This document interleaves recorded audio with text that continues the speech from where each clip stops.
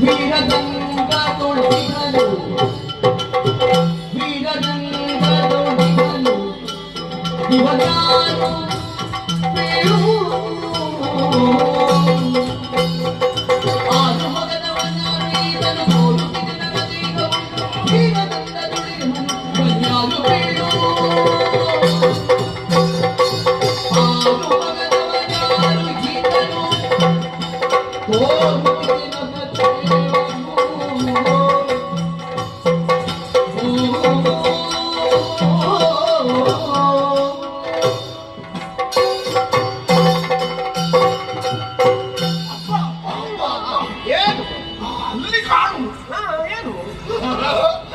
ಒಂದು ಹುಳ ಉಂಟಲ್ಲಿ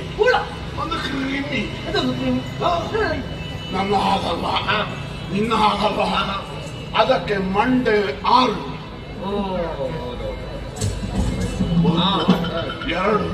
3 3 3 6 ತಲೆ 6 ಮಗದವ ನಾನಪ್ಪ ನನ್ನ ಮಗ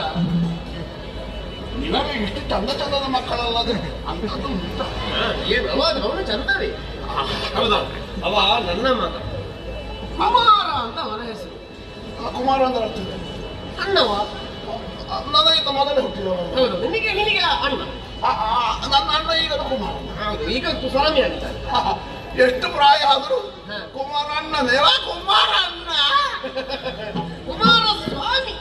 ಅಯ್ಯೋ ಸ್ವಾಮಿಯ ಸ್ವಾಮಿ ಸ್ವಾಮಿ ಎಷ್ಟು ಸಮಯದವರೆಗವ ಸ್ವಾಮಿ ಯಾವಾಗಲೂ ಸ್ವಾಮಿ ಹೌದು ಅವನಿಗೆ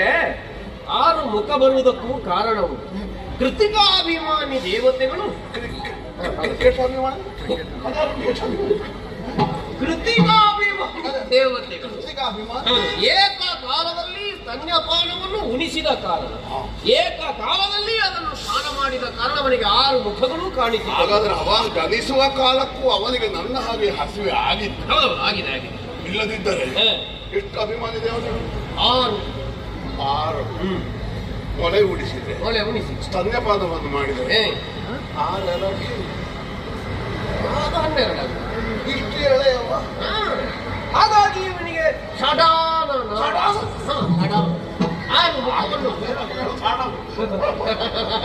ಷಡಾನನ 12 ಮೊಳೆಗಳ ಹಾಲನ್ನು ಉಂಡುವ ಹೀಗೆ